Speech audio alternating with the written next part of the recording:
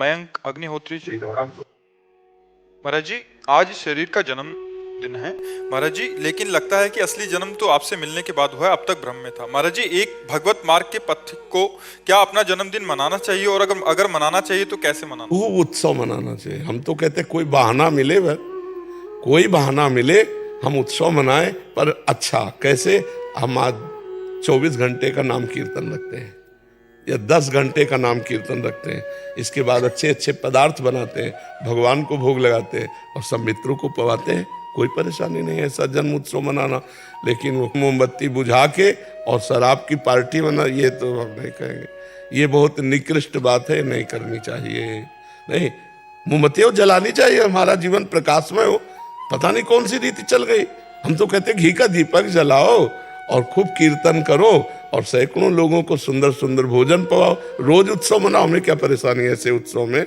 लेकिन ये शराब बांटना और ये सब ये चीजें ना करो, ठीक है? आप उत्सव मनाओ तो ऐसे मनाओ जैसे आप मना रहे हो। वृंदावन आए, बिहारी जी के दर्शन किए, बिहारी जी को मीठा लेकर भोग लगाओ, सबको बांट दो। ये है जन्मोत्सव मनाना, कोई परेशानी नहीं जन्मोत्सव मनाने में। लेकिन महाराज जी, बच्चे तो नहीं मानते ये सब चीजें। माता का पिता का अधिकार है बच्चों को ऐसे बनावे, सात्विक विनयी बनावे, क्योंकि आप ही उनके गुरु हैं, पहले गुरु हैं। वो कार्य मत करने दो जो बच्चों को आगे जा करके गलत मार्ग का पथिक बना दे। अब बच्चे कह रहे हैं शराब पीना है, हमें ऐसे उत्सव मनाना है, कदापि सहयोग मत करो। हम कह रहे छोटे से सुधारोगे तो बिरवा बड़ा बनेगा तो अच्छा हो जाएगा, और छोटे से अगर नहीं सुधारा तो फिर टेढ़ा मेढ़ा होगा। तो ऐसे ही माँ पिता को चाहिए, प्रथम गुरु हैं, अपने बच्चों को ऐसी शिक्षा दे वो व्यसन और दुर्व्यवहार और दुराचार इससे बच जाएं। इससे बच जाए तब तुम्हारी पूजा करेंगे। और अगर उद्दंडता उनकी बढ़ती चली गई तो किसी दिन वो आप पर प्रहार कर देंगे। देखो नहीं, समाचार सुनो, माता पिता के साथ कैसा बच्चे व्यवहार कर रहे हैं, पशु की तरह व्यवहार कर रहे हैं। उस समय उसे देवता की तरह स्नान कराना, वस्त्र पहनाना, भोजन पवाना। जो बूढ़े हैं उनकी देवता की तरह आराधना करनी चाहिए। तो बच्चों को इतना खुली छूट नहीं देनी चाहिए, छोटे से उनको शासन में रखना चाहिए। तो अभी जो हमारी नई पीढ़ी है ये गिर रही है, मोबाइल का संयोग और गलत बच्चों का संयोग, तो बॉयफ्रेंड गर्लफ्रेंड और गंदे गंदे आचरण और गंदे गंदे नशा। नई नई बच्चियां, एक बच्ची यहाँ रो रो के चिल्ला चिल्ला के कह रही थी, तो ये तो हमारे कभी दिमाग में नहीं थी कि बच्चियां भी नशा करती। राजी आजकल ज्यादा है। अच्छा, हमें तो था कि बच्चे ही उद्दंड होते हैं। फैशन बन गया है, जो ना करे उसे बोलते हैं कि तू नहीं हमारी कैटेगरी से बाहर हो। उसे बाहर रहना चाहिए कैटेगरी से। हुक्का लॉन्च इतने बढ़ गए हैं न्यूयॉर्क में भी हर जगह ही बच्चे शौक के लिए जाते हैं, अलग अलग फ्लेवर के लिए। वहां से शुरू होते, फिर आगे आगे हुक्के के बाद ड्रग्स ही है।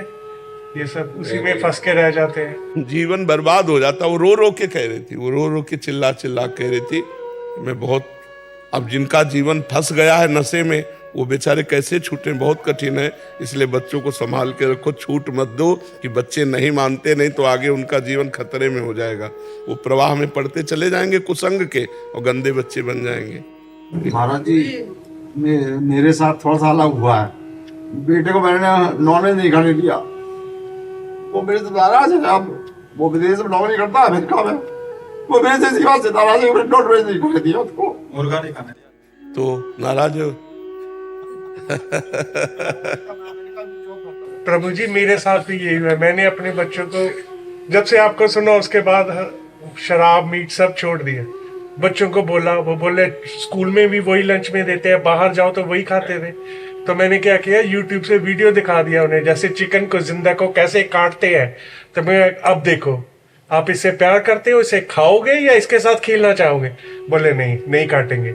मेरी तीनों बच्चियों ने अपने आप छोड़ दिया। हाँ, क्योंकि छोटे हैं ना, अभी संस्कार डाले जा सकते हैं, लेकिन आपका लड़का तो बड़ा है, अब वो कैसे संभलेगा? छोटे से संभालो, छोटे से। देखा कैसे तड़प रहा है जानवर, बोले नहीं करेंगे। आपकी कृपा से मेरे फैमिली ने सब ने छोड़ दिया। बहुत उत्तम बात है और सबको छोड़ना चाहिए।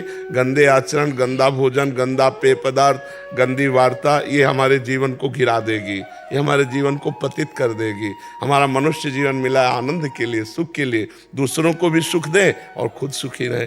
हर जीव प्राण अपने बचाना चाहता है। एक चींटी के पीछे अंगुली ऐसे रखो, देखो भागती है कि नहीं भागती, वो अपने प्राण बचाना चाहती है। हर जीव आप ऐसे काट काट, समर्थ हो, मनुष्य शरीर है तो कर लो।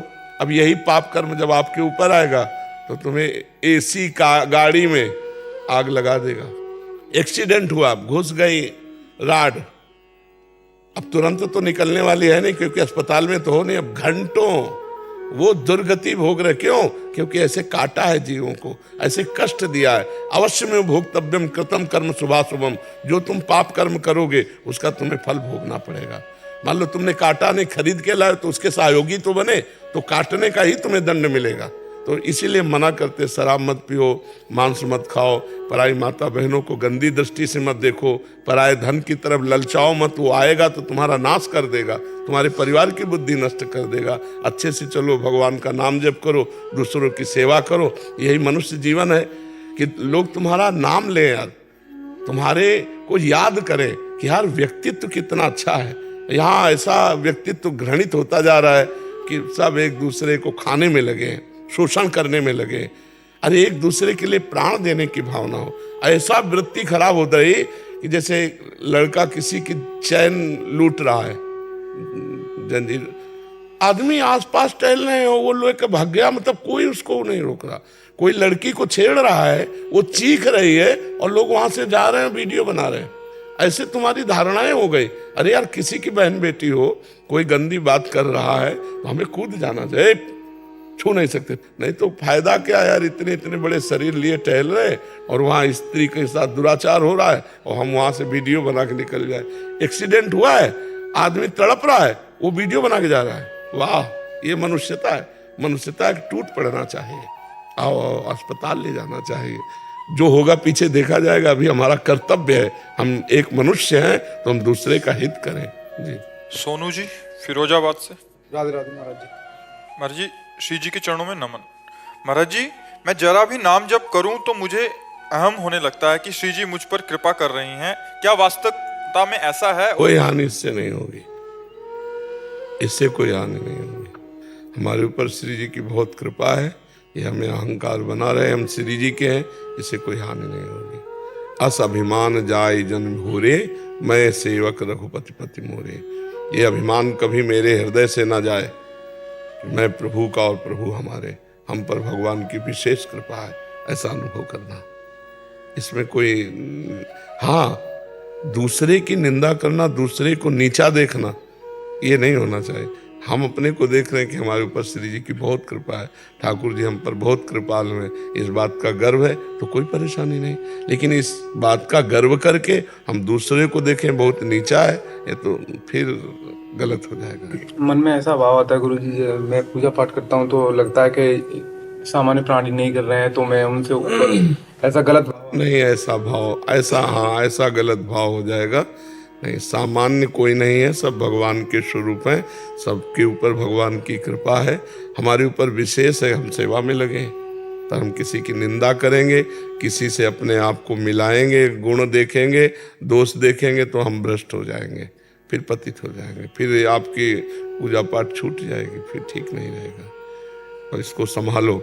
जब दूसरों के प्रति भाव जाए तो सब भगवान के स्वरूप। सिय राम में सब जग जानी, करो प्रणाम जोरी जुग पानी। और अपनी सेवा भजन में लगे रहो।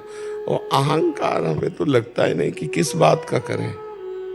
एक रोम अगर हमारा गिर जाए तो दोबारा हम लगा नहीं सकते, कुछ नहीं कर सकते यार।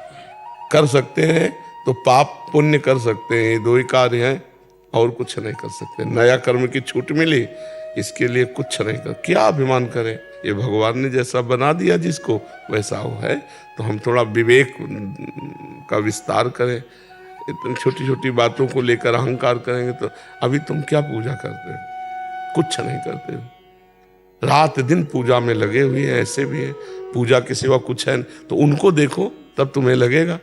नीचे क्यों देखते हो? ऊपर देखो। ऐसे ऐसे भजनानंदी, ऐसे ऐसे त्यागी, ऐसे ऐसे भगवान को, उनके सामने हम क्या हैं? भगवान ने कृपा की, 2 घंटा पूजा कर ली, इतना ही कर पाते होगे। रामायण का पाठ करता हूँ। और कितनी रामायण का पाठ करते हो? कितनी देर? 24 चौपाई पढ़ता हूँ। हाँ, तो सुबह से लेकर 12 बजे तक बाल कांड और अयोध्या कांड एक साथ पाठ। एक साथ बाल कांड और अयोध्या कांड दोनों का एक साथ तब लघु शंका जाना। हम ये इसलिए तुम्हें बताएं तुम्हारे अभिमान को दबा डालने के लिए कि अगर पाठ में बैठ गए सुबह से 4 बजे से तो लघु शंका तभी उठेगी जब बाल कांड और अयोध्या कांड दोनों पूर्व और सबसे बड़े कांड है, सबसे बड़े कांड है। और ऐसा नहीं कि ऐसे जल्दी जल्दी जल्दी नहीं, आराम से। तो अभी साधना देखी कहाँ है तुमने? साधना भी कहाँ देखी? भगवान के लिए अभी अर्पण कहाँ हुआ जीवन? ये हम इसलिए कह रहे तुम समझो और अपने मन को समझाओ कि यार कुछ नहीं हो तुम, तो अहंकार ऐसे हो जाएगा। अगर समझो, अगर नीचे देखोगे तो गड़बड़ हो जाएगी, ऊपर देखो वो इतना भजन करते हैं, हमारा भजन क्या है उनके आगे, तो अहंकार डाउन हो जाएगा। समझ रहे ना जी? प्रिंस जी हैदराबाद से। शेयर राधे राधे महाराज जी। महाराज जी, मेरा सवाल मेरे जैसे हजारों युवाओं के लिए है। हम हैदराबाद में रहते हैं, मल्टीनेशनल कंपनी में जॉब करते हैं। हमारा काम इंटरनेट और सोशल मीडिया से बुरी चीज़ों को हटाना है, लेकिन प्रभु जी हमें काम के दौरान कई सारी चीज़ें देखनी पड़ती हैं, जैसे व्यभिचार, गलत सामानों की खरीदारी, बिक्री, मृत शरीर। तो मन वैसी भावना में लिप्त हो जाता है। प्रभु जी मार्गदर्शन। भाई ये बात नहीं होनी चाहिए। ये बात तो ठीक है जो आप कर रहे हो, लेकिन भावना में लिप्त नहीं होना चाहिए। जो जैसी भावना आई तो उसी भावना में लिप्त हो गए तो फिर हम तो दोषी हो जाएंगे। हम चले थे वहां हटाने, आ गया हमारे हृदय में, तब तो बहुत गड़बड़ हो गया। मोबाइल में बना रहता तो हमारे हृदय में नहीं आया तो बढ़िया बात है, लेकिन मोबाइल से हटा दिया और हृदय में आ गए तो बहुत नजदीक आ गया, वो तो खतरा हो गया, वो तो गंदी बात हो गई। इसको सुधारने के लिए नाम जप है। जितना नाम जप करोगे तो जित संग दोषा, चाहे जो दोष हो उसमें कोई छोटे छोटे भाव में इतनी दम है कि विकार नहीं आने देंगे। हम भगवत भाव में आ जाए तो विकार कैसे आए? ये खेल है, उसको ज्यादा महत्व थोड़ी देते हैं। उसको डिलीट कर दिया, उसको अपने दिमाग में नहीं आने दिया। पर ये तभी कला आएगी जब नाम जप होगा। तो हम जब तक भगवत भावना में नहीं आएंगे, नीच क्रियाओं को नीच क्रियाएं मानेंगे तो हमारे दिमाग में वो दोष पैदा कर देंगे। तो हमें लगता है अगर नाम जप करो और केवल अपनी सेवा मानकर वो कार्य करो और उस पर सुख बुद्धि न करो। डिलीट करते समय सुख बुद्धि तुम्हारे मन में है, देखते समय वो तुम्हारे मन में आ जाएगी, और मन में आ जाएगी तो बड़ा खतरा है। काम करने जा रहे हो अच्छा और वो बुरी चीजें मन में आ गई तो आप भी उनका प्रैक्टिकल करना चाहोगे, फिर तो भारी अपराध बन जाएगा, नहीं बन जाएगा। इसलिए बहुत सावधान रहिए। मुकुंद कुमार जी बिहार से। राधे राधे गुरु जी। राधे राधे महाराज जी। महाराज जी, प्रारब्ध के अंतर्गत क्या क्या चीजें आती हैं तथा हमें मेहनत किस ओर ज्यादा करनी चाहिए? सेवा, भजन, नाम जप, या जो लोगों के लिए उनकी दैनिक कर्म निर्धारित हैं उसमें?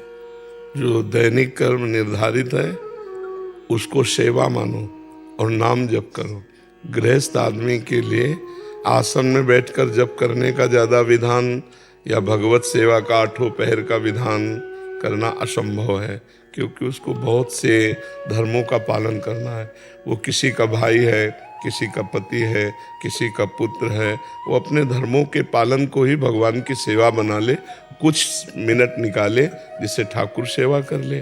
और समस्त कर्तव्य, किसानी, व्यापार, नौकरी, ये सब कर्तव्य कर्म है। कर्तव्य कर्म को भगवान की पूजा माने और भगवान का नाम स्मरण करते हुए कर्तव्य करे। माम स्मर युद्ध च, भगवान ने अर्जुन को कहा सर्वदा सर्वकालेषु माम स्मर युद्ध च। सब काल में, सब समय में हर क्रिया करते हुए मेरा स्मरण करना। वहाँ युद्ध कर्तव्य कर्म है, यहाँ व्यापार, नौकरी, डॉक्टर, मास्टर जो हो अपने कर्तव्य का पालन करे। प्रातः सायं थोड़ा समय निकाल ले ठाकुर सेवा के लिए। और जो प्रारब्ध कर्म है ये अव्यक्त है, इसको कोई नहीं जानता विधाता के सिवा। अब क्या होने वाला है ये तो विधाता जानता है, जिसने विधान रचा हुआ है। हमको पुरुषार्थ पर ध्यान देना चाहिए। प्रारब्ध क्या है ये हम निर्णय नहीं जान सकते। तो हम अगर पुरुषार्थ मंगल में करेंगे तो हमारा अशुभ प्रारब्ध अगर होगा तो आएगा, तो नष्ट तो नहीं होगा पर बहुत कम होकर आएगा और हमको सहने की सामर्थ्य मिलेगी।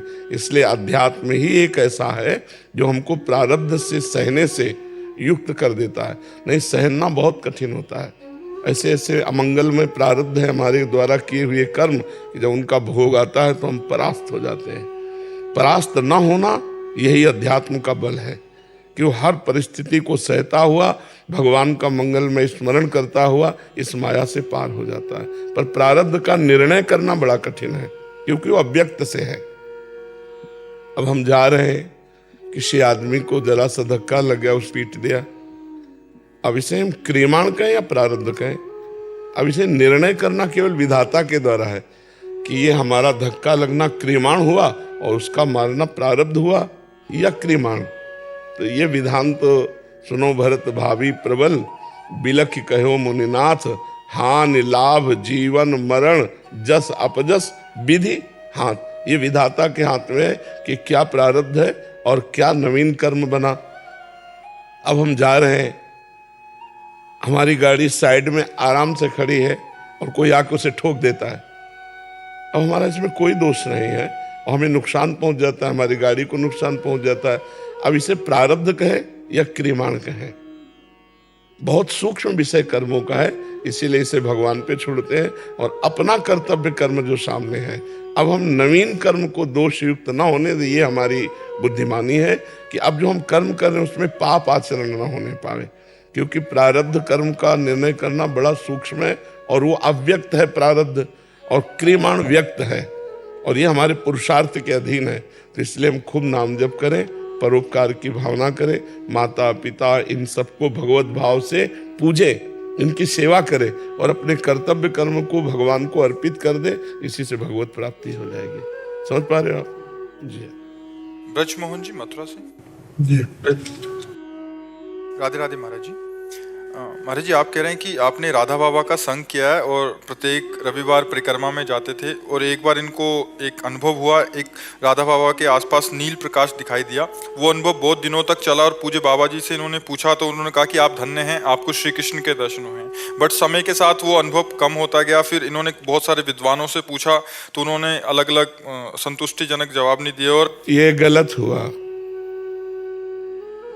कि वो अनुभव बढ़ना चाहिए था, वो अनुभव घटना नहीं चाहिए था। इसमें हमारी कमी हो गई, हमसे कोई प्रापंचिक कार्य बन गए, अपराध बन गया, भगवत चिंतन छूटा। नहीं तो एक बार साक्षात्कार का मतलब है वो दिन प्रतिदिन गाढ़ होता चला जाए और भगवदाकार वृत्ति आ जाए।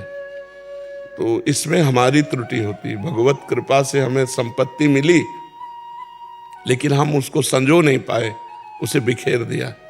तो इसको पुनः सावधान होकर के अगर स्मरण में लगो तो फिर आ सकती है, क्योंकि एक बार रास्ता बन गया ना तो फिर नेत्रों में वो झलकने लगता है। ऐसी स्थिति फिर आ जाती है कि ना काहो सो बोलिबो ना कोई व्यवहार, बस अपनी कुंवर किशोरी को जियत निहार निहार। जब अगर वो, तो फिर आपको एकदम अंतर्मुख हो जाना चाहिए था। अब आप बहिर्मुख प्रपंचात कार्यों में ऐसे अतीत तो हुई नहीं, प्रपंचातीत, तो वो बिखर गया। वो असत्य नहीं था, क्योंकि संत महापुरुषों के पास भगवान रहते हैं। नाम बाणी जहाँ श्याम श्यामा तहाँ, नाम बाणी सुनत श्याम श्यामा सुबस, नाम बाणी निकट श्याम श्यामा प्रगट। तो पूज्य बाबा तो नाम बाणी में ही डूबे हुए थे, तो अगर उनके पास झलक दिखाई दी श्याम सुंदर की तो सत्य थी, वो कोई कल्पना नहीं थी। पर हम संजो नहीं पाए। समझ पा रहे हैं आप? हम संजो नहीं पाए। अगर हम उसी में तन्मय हो जाते, सुने न काहू की कही और कहे न अपनी बात, और नारायण व रूप में मगन रहे दिन रात, वो जो सावधानियां थी वो हट गई और जो आनंद था वो बिखर गया। अब वो उसको खोज करो, अब उसको पुनः संजो। तो नाम जप करना शुरू करो और महापुरुषों का चिंतन कर लिया करो, 10-20 संतों का नाम स्मरण कर लिया करो जो आपकी याददाश्त में हो, बड़े बड़े महापुरुषों का, और नाम जप करो। तो भक्त सुमिरन से और नाम जप के प्रभाव से भगवान अनुभव में आने लगेंगे। जब अनुभव में आ जाए तो बस फिर गुप्त हो जाना चाहिए। शांत गंभीर प्रपंच के कार्यों से विरत, छठदमशील विरत बहुकर्मा, निरत निरंतर सज्जन धर्मा। बहुत प्रपंच के फिर कार्य नहीं करने चाहिए, नहीं उसमें फैलाव हो जाता है। और आपकी अवस्था भी ऐसी है कि अब प्रपंच के कार्यों से निवृत्ति ले लीजिए और आंतरिक साधन में लगिए। क्या कहना चाहते हैं? मैंने अपनी समझ से कोई प्रपंच नहीं किया कभी भी जी। लेकिन मेरी नौकरी इस तरह की थी कि उसमें जो कुछ हुआ हो वो चीज अलग है। जी ये जो मेरे साथ अनुभव हुआ ये 29 साल की उम्र में हुआ मेरे साथ। जी। और अब तक तो गाढ़ स्थिति हो जानी चाहिए प्रभु। नौकरी में था मैं। तो क्या हुआ? अर्जुन जी तो युद्ध में थे, अर्जुन जी तो युद्ध में थे। मैंने कोई जान करके कभी कोई प्रपंच नहीं किया अपनी पूरी अब तक की। देखो प्रपंच किसे कहते हैं? भगवत स्मृति छोड़कर और स्मृति आना, ये सब प्रपंच है, ये सब मायाकृत संसार है। जितना भी संसार है, अगर भगवत इस एक बार हम इतने महासुंदर प्रभु की झलक पाई और विस्मरण के गर्त में चली जाए तो कहीं ना कहीं प्रपंच है ना। आप प्रपंच का मतलब सोचते हो ब्रह्मा जी के द्वारा रचे हुए जितने ये सब है, ये सब प्रपंच ही है। इसमें जहां प्रभु से अलग होकर वृत्ति जा रही वो सब प्रपंच के अंतर्गत ही है। अगर हम उस वृत्ति को संजोते तो आज हम गाढ़ स्थिति में होते। महात्मा जनों को देखो, मान लो राधा बाबा को देखा, आप देखते हैं बाबा की, आप देखो मुद्रा हर समय क्या है, पूरा मनोयोग से भगवान के चिंतन में लगे। इससे अवस्था का कोई खेल नहीं है। सुखदेव जी तो 16 वर्ष की अवस्था के, और बड़े बड़े हजार वर्ष के 10 हजार वर्ष की साधना करने वाले सब ऋषि खड़े हो गए उनको देखकर। तो अवस्थागत ये नहीं है, इसका चिंतन जितना गाढ़ किया जाए तो आप संभाल लो। अभी तो आयु है ही है, जय मिनट भगवान जिंदा रखे। प्रभु की वही रूप माधुरी आपकी भावना में तो होगी ना, और उसी का चिंतन करो, नाम जप करो। समझ में आया आपको? नाम जप करो, उसी से बात बन जाएगी। समाधान मिला कि नहीं मिला? डॉक्टर निर्भय सिंह यादव जी, जयपुर से। जी महाराज जी राधे राधे। महाराज जी, क्या गुरु की आज्ञा के बगैर किसी शिष्य को गुरु बनाना चाहिए, और यदि शिष्य गुरु अवज्ञा करके गुरु बनना चाहिए?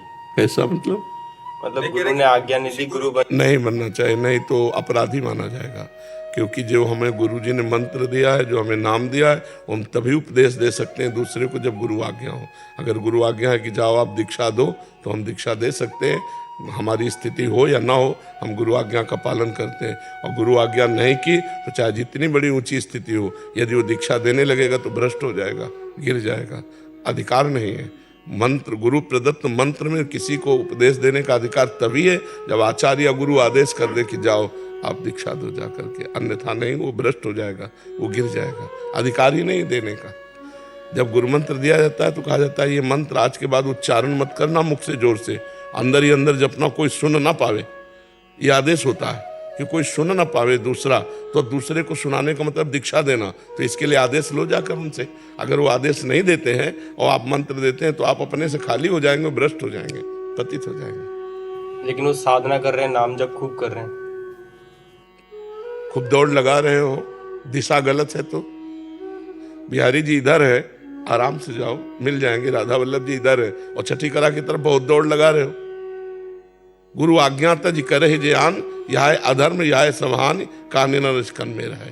अगर गुरुदेव कह दिए कि ऐसा करो और वो नहीं आप कर रहे, अपने मनमानी कर रहे, तो आप दौड़ रहे हो केवल।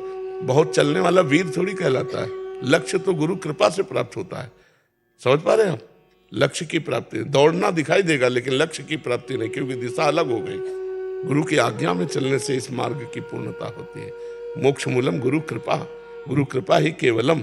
अगर गुरु कृपा का आश्रय नहीं लिए तो मनमानी आचरण से अध्यात्म पर वीरता के द्वारा विजय नहीं प्राप्ति की जा सकती। इसमें दैन्यता के द्वारा, अधीनता के द्वारा विजय प्राप्ति की जाती है। ध्यान रखना, अध्यात्म में वीरता के द्वारा नहीं की जाती।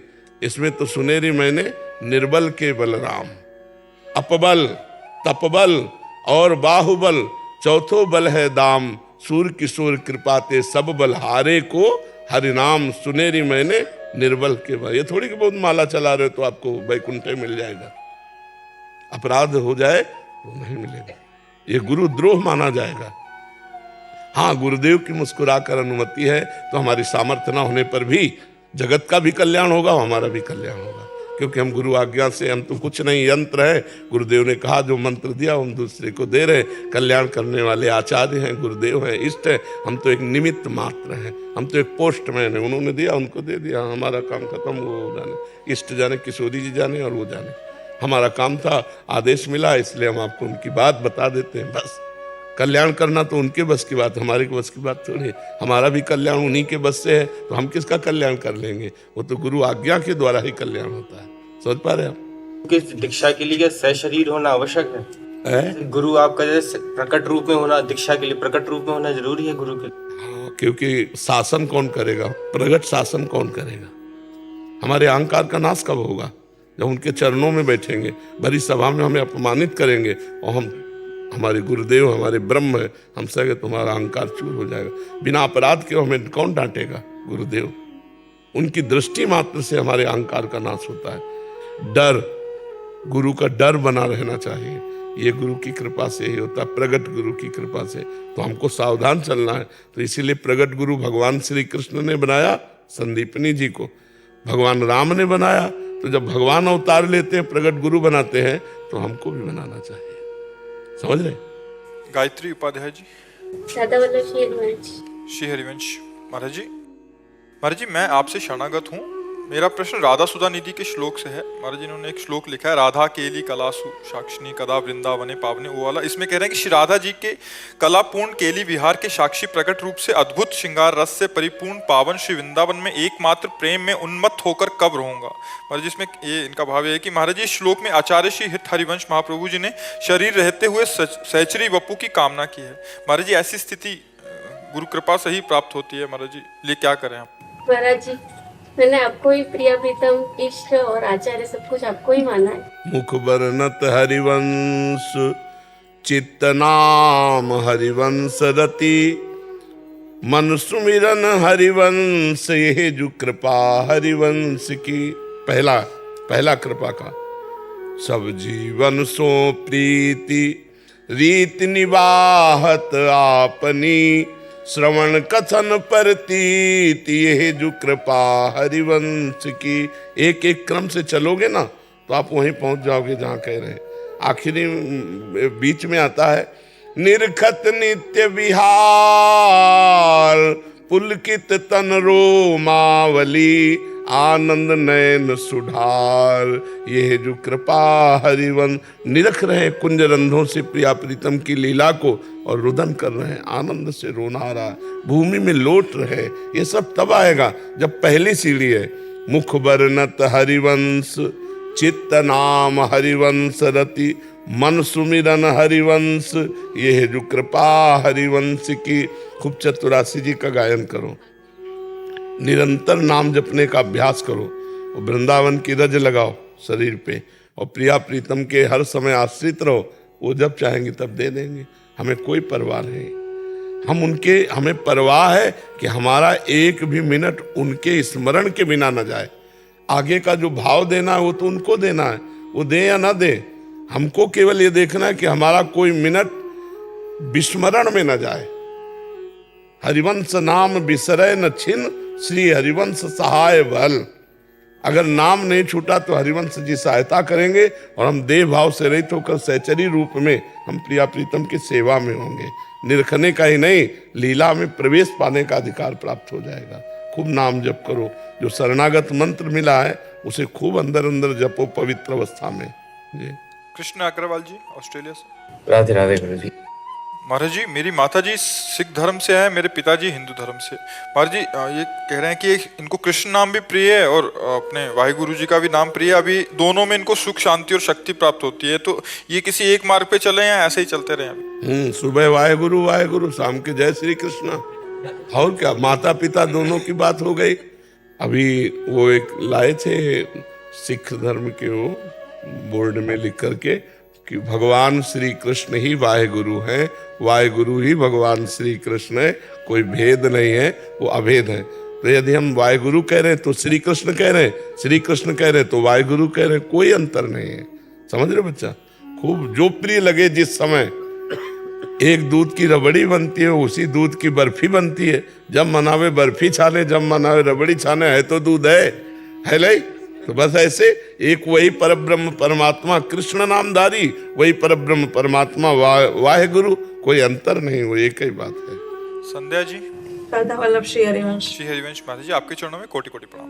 हे गुरुदेव, आपके द्वारा बताए गए मार्ग से आज विश्व में बहुत सारे लोग चलने का प्रयास कर रहे हैं, पर जो राधा कृष्ण को इष्ट मान के वात्सल्य या अन्य किसी भाव से चल रहे हैं और गुरु आपको मान लिया है, तो देह त्याग के बाद वो कहाँ जाएंगे? क्योंकि निकुंज जहाँ भावना की है, जहाँ भावना की है वहीं जाएंगे।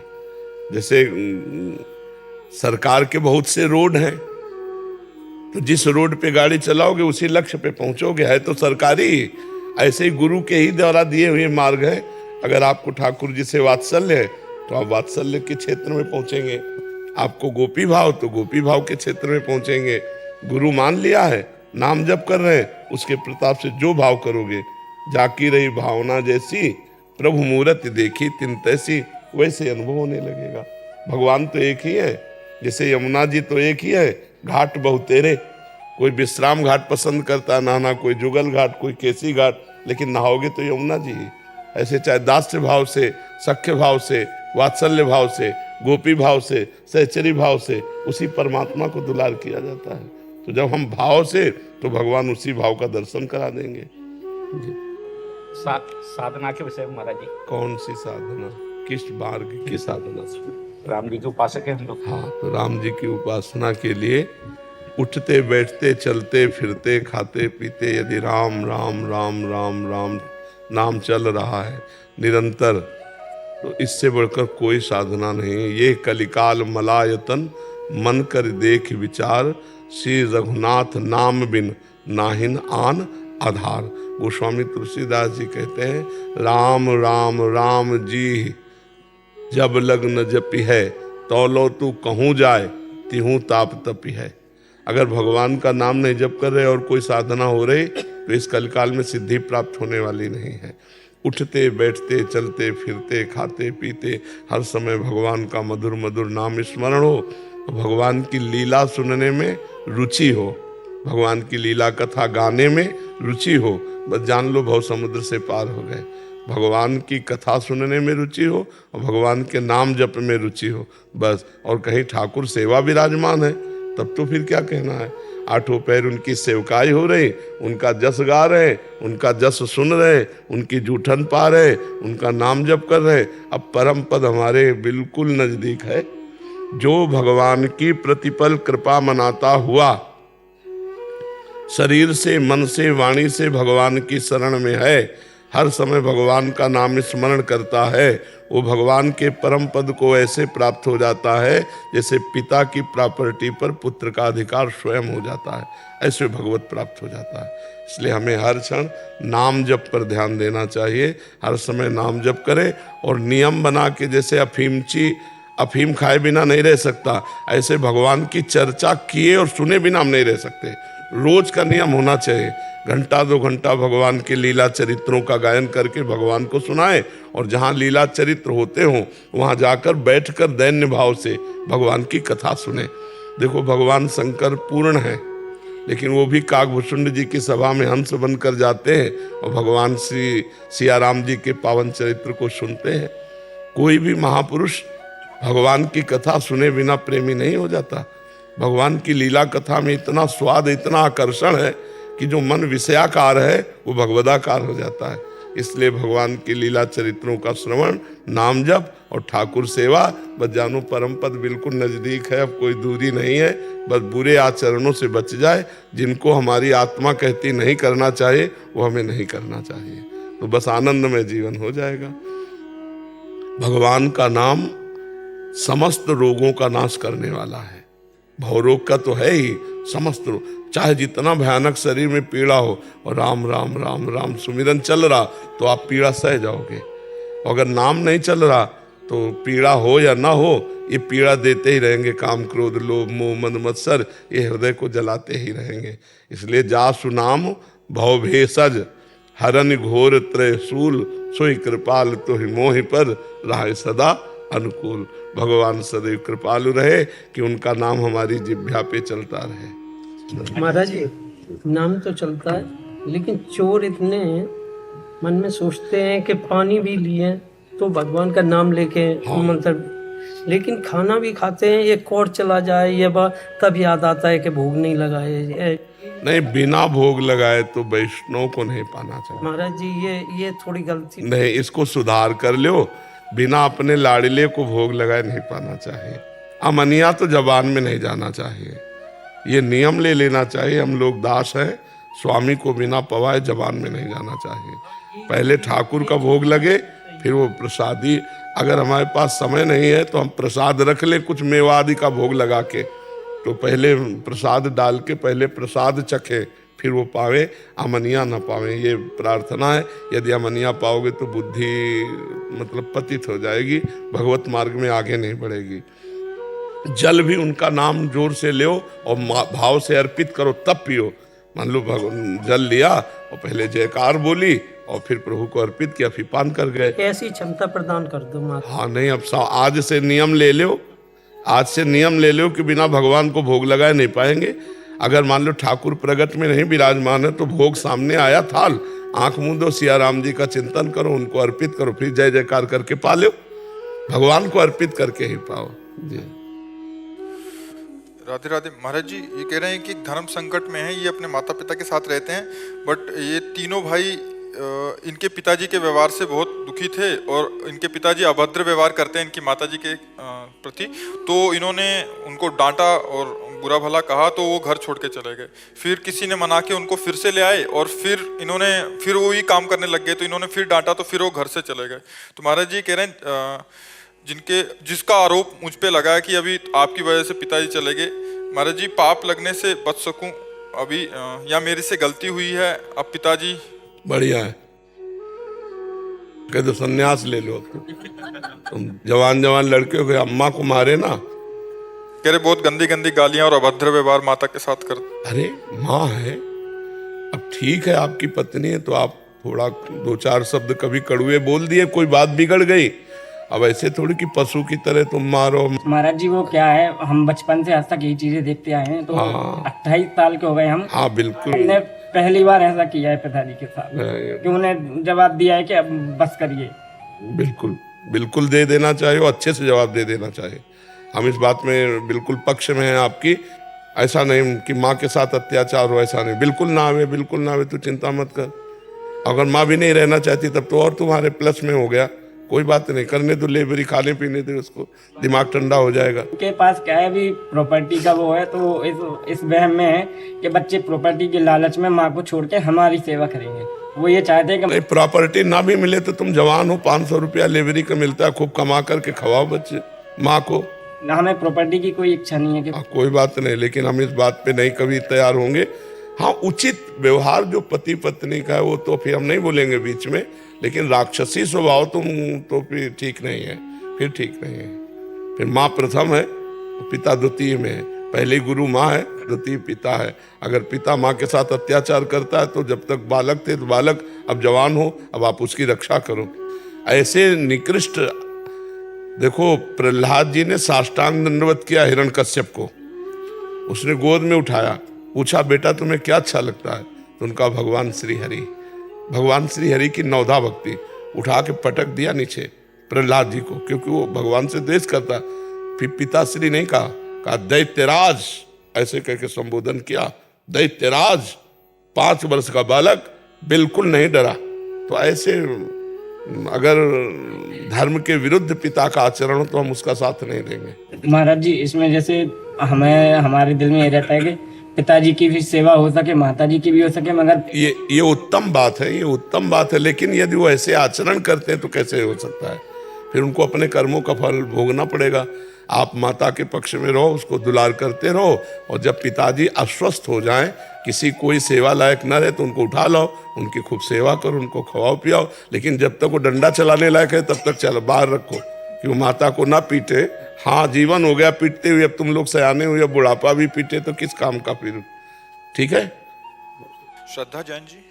राधे राधे महाराज जी। राधे राधे महाराज जी, आपके चरणों में कोटि कोटि प्रणाम। महाराज जी, भौतिक जगत को लेकर मेरे कई सपने हैं, लेकिन मैं उन्हें भगवत मार्ग पर चलते हुए ईमानदारी और अच्छे कर्म व अच्छा आचरण करते हुए पूरा करना चाहती हूँ। लेकिन मुझे कैसे पता चले कि मेरे प्रयास काफी हैं या नहीं? जैसे 2 कामनाएं हैं तो लगता है 2 पूर्ण हो जाए, मैं निहाल हो जाऊंगी तो 4 मिलेंगी। जब 2 पे कदम रख दोगी तो 4 आपको खड़ी मिलेंगी। ये 4 बातें संभल जाए फिर मैं शांत हो, 8 मिलेंगी। ये माया है। आज तक कोई ऐसे नहीं कह सकता कि मैं पूर्ण हो गया। वो वही कह सकता है जो भगवान को प्राप्त हो गया है। भगवान की प्राप्ति की बात सोचो तो सब कामनाएं अपने आप पूर्ण और शांत हो जाएंगी, और कामनाओं की पूर्णता के लिए भगवान को भजोगे तो कभी कामनाएं शांत नहीं होंगी। कि भाई हम ये दान पुण्य कर लें, ये भगवान के लिए माला जप लें, तो हमारी कामनाएं, मान सकते हैं कि जो कामना तुम मान रहे हो उसकी केवल पूर्ति हो जाए तो 4 कामनाएं और खड़ी हो जाएंगी। बिन संतोष न काम न साही, और अछत काम सुख सपने उनाही। जब तक संतोष रूपी बात नहीं आती तब तक कामनाएं शांत नहीं होती।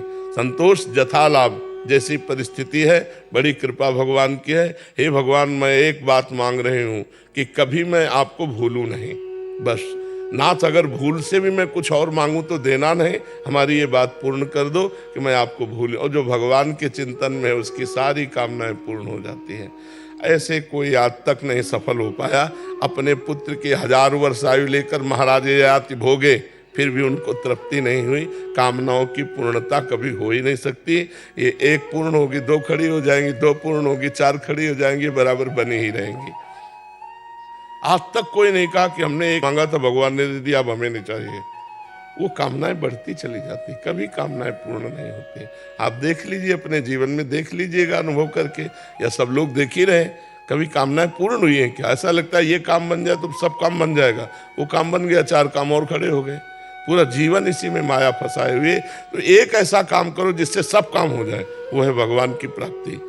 भगवान को प्राप्त कर लेने के बाद कोई काम बाकी नहीं रहता।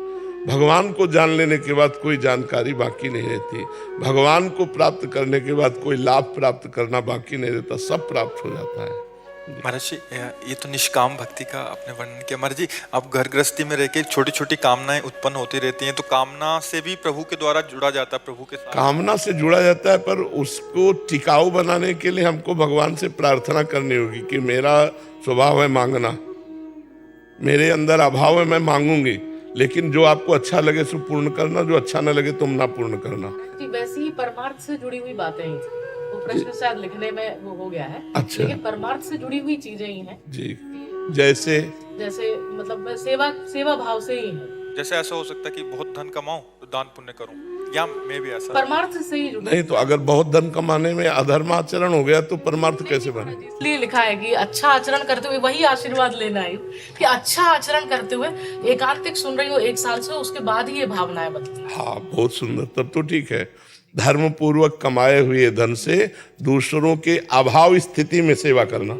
कोई भूखा है, कोई सर्दी से पीड़ित है, कोई बीमार से शरीर युक्त है, तो हम उसकी सेवा करें, ये तो उत्तम बात है, ये बात ठीक है। और ये कामनाएं भगवान जरूर पूर्ण करते हैं, क्योंकि आप परोपकार की भावना है ना, तो परोपकार की भावना भगवान जल्दी सुन लेते हैं। स्वार्थ की भावना और परोपकार की भावना में बड़ा अंतर है। तो परोपकार की भावना में बढ़िया है, उत्तम बात है। नाम जप करो और धर्म पूर्वक धन कमाओ और दूसरों का उपकार करो, अच्छी बात है। महाराज जी, लेकिन नाम जप उतना नहीं हो पाता। आपका राधा रानी का स्मरण हर समय रहता है। और भजन किसे कहते हैं? स्मरण होना ही तो भजन है। यस्य स्मरण मात्रेण जन्म संसार बंधनात् विमुच्यते नमस्तस्मै विष्णवे प्रविष्णवे। जिनका सतत स्मरण हो रहा है, चाहे वो संत हो, भगवंत हो, चाहे गुरु हो, चाहे इष्ट हो, तो एक ही चीज है। संसार के चिंतन से हमारा मन हट करके भगवान और भक्त का चिंतन करने लगे, यही बड़ी बात है जी। दीपिका ठक्कर जी, राधे राधे। महाराज जी, आपका एकांतिक वार्तालाप सुनती हूँ और मुझे मेरे मन में काफी प्रश्नों का हल भी मिला है। महाराज जी, मेरा प्रश्न ये है कि मुझे छोटी छोटी बातों पर बहुत गुस्सा आता है। जैसे मंदिर, गुरुद्वारे आदि तीर्थ स्थानों पर जाती हूँ, वहाँ अगर दर्शन करते समय किसी का धक्का लग जाए या कोई मेरे से आगे निकल कर दर्शन कर ले तो मेरे मन में गुस्सा आ जाता है। मुझे पता है कि ये बात गलत है, भगवान के स्थान पर सब भगवान रूपी संगत होती है, पर मैं अपने मन को उस समय कंट्रोल नहीं कर पाती और गुस्सा कर देती हूँ। नहीं, गुस्सा आना और गुस्सा प्रकट करना, इन दो में थोड़ा अंतराय होना चाहिए। प्रकट तो नहीं करती, मतलब मैं सामने भी नहीं हाँ, तो कोई बात नहीं, वो मन है, मन में प्रतिकूलता सहन करने की सामर्थ्य नहीं है। अगर नाम जप किया जाए तो प्रतिकूलता सहने की सामर्थ्य आ जाएगी। नाम जपत आई सब सोई, देव सुबुद्धि कृपा करि मोहि, पोई सुगुन माला रचो। अगर हम नाम जप करें तो हमारे अंदर इतना विवेक जागृत हो जाएगा कि छोटी छोटी बातों में क्या, बड़ी से बड़ी अपमान और प्रतिकूलता की परिस्थिति में भी हम विवेक के द्वारा अपने को बचा लेंगे, क्रोध नहीं करेंगे। क्रोध करने से दूसरे की हानि नहीं होती, अपना ही पुण्य क्षय होता है, अपनी ही मन की आनंद शांति नष्ट होती है। तो हमें लगता है क्रोध क्यों करें, अगर कोई हमें धक्का दे देता है, हमसे आगे निकल जाता है, हम धैर्यपूर्वक खड़े रहें, हम थोड़ा सह लें। ये तो बढ़िया बात है जो आपने कहा, सब संगत भगवत स्वरूप है। तो हम ये जब इतना ज्ञान रखते हैं तो हमें सहन करना चाहिए, और अगर अंदर क्रोध आ जाए तो भी उसे बाहर व्यक्त नहीं करना चाहिए, वो अपने आप क्षीण हो जाएगा। अंदर आए हुए क्रोध से विशेष हानि नहीं, जब तक वो क्रिया रूप में परिणित ना हो जाए। तो अंदर ही अंदर वो बात खत्म हो गई, ना उसका पाप लगेगा और ना कोई नवीन कर्म बना। लेकिन अंदर आया और हमने क्रिया कर दी, अब वो अपराध बन जाएगा। इसलिए सावधान रहे। अगर क्रोध को विवेक के द्वारा शांत कर पाए तो बहुत अच्छा है, न शांत कर पाए तो क्रिया रूप में ना आने दें, उसे अंदर ही अंदर वो अपने आप थोड़ी देर रहेगा, फिर शांत हो जाएगा। और जिस समय क्रोध आए उस समय नाम जप जरूर करना चाहिए, क्योंकि क्रोध को अग्नि कहा गया है और नाम जप बड़ा शीतल जल की तरह उसे शांत कर देगा। काम क्रोधादि अग्नियां हैं, यदि भगवान नाम लिया जाए, प्रियाजू का नाम लिया जाए, श्री जी के चरणों का चिंतन किया जाए तो निश्चित शांति प्राप्त हो जाएगी। श्री जी के चरण बड़े शीतल हैं। श्री लालजू महाराज भी अपने हृदय के प्रेम अग्नि को शांत करने के लिए लाडली जी के चरण हृदय में विराजमान करते। वृंदावनेश्वरी तवैव पदारविंदम प्रेमामृतैक मकरंद रसौघ पूर्णम हृदयर्पितम मधुपते स्मरतापमुग्रम निर्वापयत परम शीतलमाश्रयामि। श्री वृंदावनेश्वरी जी के चरणारविंद क्या है, परम शीतल हैं।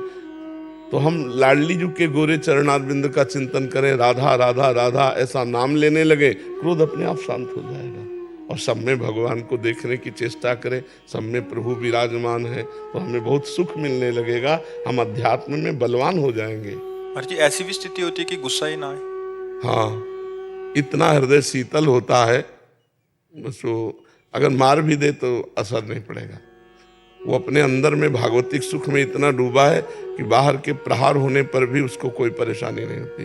बताया नहीं, एक दिन हरगोविंद जी के पांडाल में रासलीला हो रही थी और एक कोई दिगंबर महापुरुष थे, वो रासलीला देखने सबसे पीछे खड़े थे, नंग धड़ंग ऐसे, बहुत बलवान शरीर उनका, पुष्ट एकदम, क्योंकि ब्रह्मचर्य और वैराग्य से।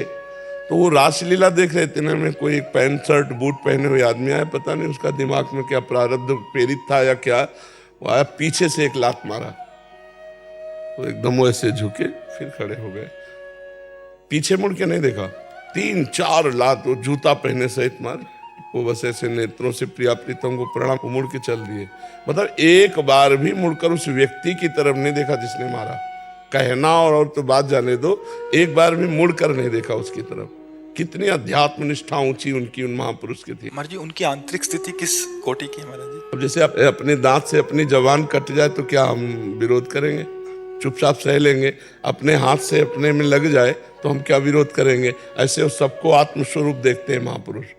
द्वैत खत्म हो चुका है, तो इसलिए इस शरीर से इसको पीड़ा पहुंची, इसका प्रारब्ध था, बस सह लिया। और साधक को काटना पड़ता है, साधक को काटना पड़ता है कि सब में भगवान है, हमारा कोई प्रारब्ध कर्म था, चुपचाप सह लो। अगर हम बोलते हैं तो नया कर्म बनता है, हमारा परमार्थ छूटता है, इसलिए वो सहन। और ऐसे ही करते करते अगर सहते सहते ये भाव दृढ़ हो, स्थिति आ जाएगी। स्थिति और अभी जैसे साधक में स्थिति नहीं है, वो विवेक के द्वारा उसे संभालता है, लेकिन स्थित प्रज्ञ पुरुष को संभालना नहीं पड़ता, वो स्वाभाविक होता है। जैसे अपने हाथ से कुछ डंडा लग जाए, कुछ लग जाए, तो हम किसी का अपने गिर पड़े, अपने चोट लग गई, तो हम किसको कहते हैं, मुस्कुराकर सह जाते हैं। जैसे गिर पड़े आदमी ना, तो बोले लग गया क्या, तो मुस्कुरा कहेगा नहीं, भले चोट लगी हो, क्योंकि किसी का दोष नहीं, हम ही गिरे हैं।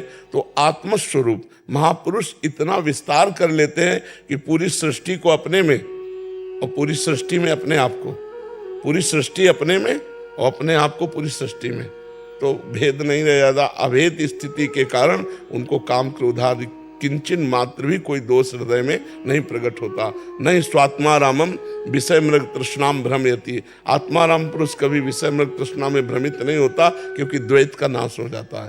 तो काम का विषय, क्रोध का विषय, लोभ का विषय, इसमें भ्रमित नहीं होते, जिनको शुद्ध बोध हो जाता है। जो स्थिति प्रज्ञ महापुरुष है। कोई यशमान की कोई वो नहीं रहती। हाँ, एक आदमी चंदन लगावे, एक आदमी जूता चलावे, उनकी दोनों के प्रति समान दृष्टि होगी तभी तो महात्मा है। शत्रु मित्र समझान, सेवक जी महाराज कह रहे, शत्रु मित्र समझान, मान मान अपमान सम, दुख सुख लाभ न हानि। ये जो कृपा हरिवंश की, दुख सुख में, शत्रु मित्र में, लाभ हानि में, जय पराजय में जिसका समान भाव है वो हरिवंश का कृपा पात्र है। सेवक जी महाराज कह रहे। दंडोत माता जी। अरे बस बस बस।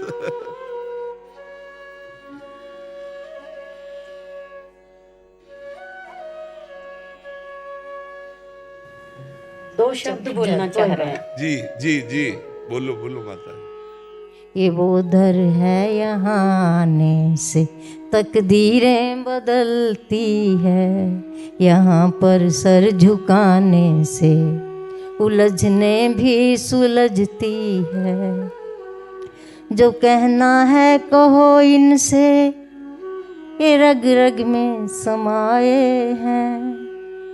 ये सुनते हैं पुकारों को जो हृदय से निकलती है।